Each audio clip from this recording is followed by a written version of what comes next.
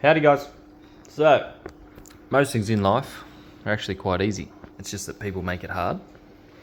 Fish keeping is a prime example of this. We've all found in the hobby so many different things, so many different methods that work for us, whether that be 90% water changes weekly, whether that be 50%, 10%, or every 6 months. It all depends on your setup. Now, I'm definitely no professional at this. I'm not going to call myself a guru. I am saying I have been influenced by MD Fish Tanks, Father Fish, Keeping Fish Simple, and many, many others. All of those methods, all of those hours upon hours of studying, learning, growing on YouTube, getting all this set up was a breeze. All these guys are on rainwater. All these systems are slightly different. Their pH levels are all different. Their TDS levels are all different. All the microbes and everything in them, I can guarantee you, are all different, but all the fish are thriving. Why? We have a deep substrate system. There are some common themes in all of them, okay?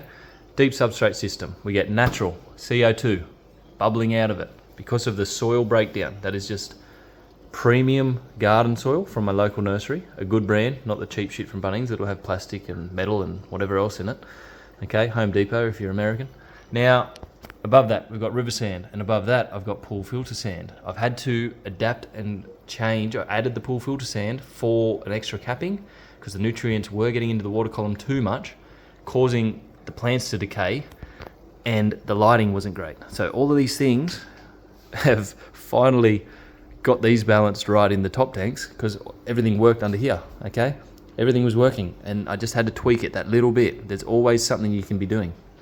All these tanks, these are 4 foots, 2 foots, and a big 5 foot in the middle. They're running off, the majority are all running off just little sponge filters, okay? Just a bit of movement, nothing crazy. LRB Aquatics, I'll make mention. He's got no filtration on a lot of his tanks. He was also an inspiration as far as it's the plants, it's the water, it's all that beneficial bacteria that is in that water, the microbes, everything that I've learnt with gardening as well, I've put into this, okay?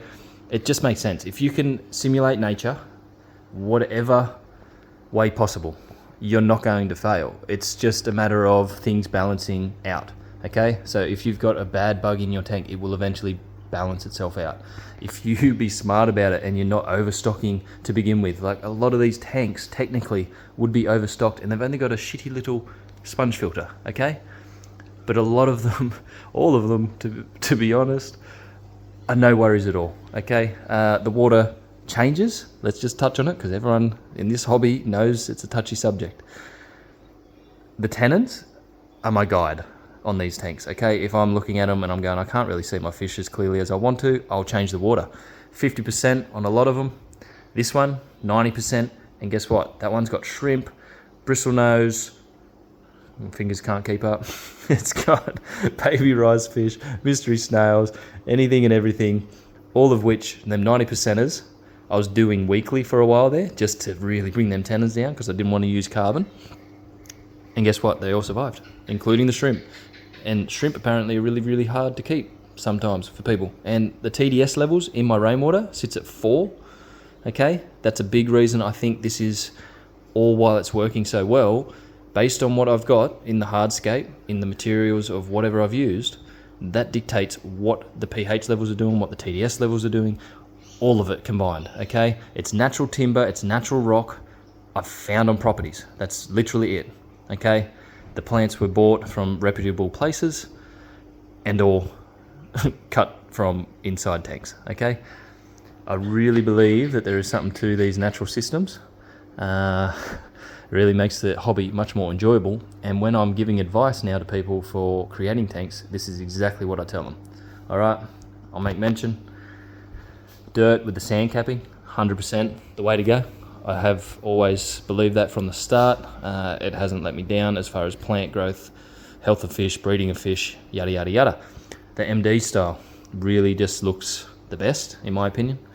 When you don't see any of the underneath, what's going on underneath type stuff, you just get that clean look at the front. You could even go narrower at the front. It's just that I wanted that meatiness in there. So we're going to continue this YouTube channel just to document it for ourselves more than anything. But if it's going to help someone out there, there's something to it, and there's any questions that anyone has, just send them through. We'll help with what we know. And the thing is, with this hobby, you're never going to know everything, and you think you know what you need to, and then all of a sudden something comes in. You've got to change up the way you're doing things. Adding crushed coral even. I'll just quickly add a little bit of extra information here. Adding crushed coral, especially when you're using rainwater or if you're using bore water and things like that, it's going to be really good for your buffering of the pH. You're not going to get into the science of it all, but to me, it makes sense. It's like extra minerals in that tank.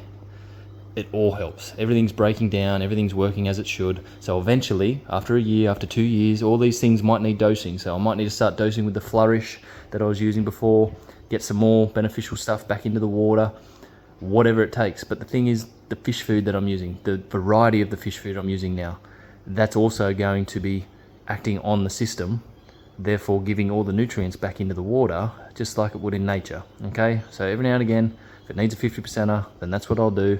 But it's, yeah, time-wise, it's going to be based like case-by-case basis. Sometimes it's every 6 months for some tanks I've got, other ones it's every 2 months. So anyway, that'll do for today. I'll talk to you all later. So yeah, goodbye.